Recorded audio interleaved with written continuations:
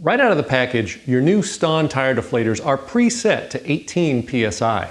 This is perfect for many uses, but there may be times when you want your tire pressure set higher or lower than this factory setting. With the Stahn adjustable tire deflators, you can quickly and easily preset them to any pressure between 6 and 30 psi for the standard model, 15 to 55 psi for the heavy-duty model, and 1 to 10 psi for the light-duty models.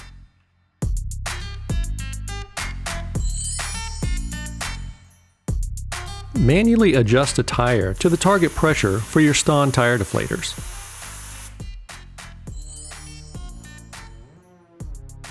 On your Stahn deflator, screw down the lock ring and then the cap down all the way.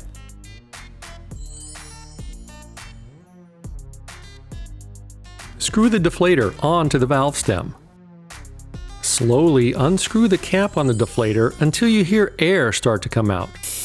Then turn it back down a quarter turn or so until the air just stops.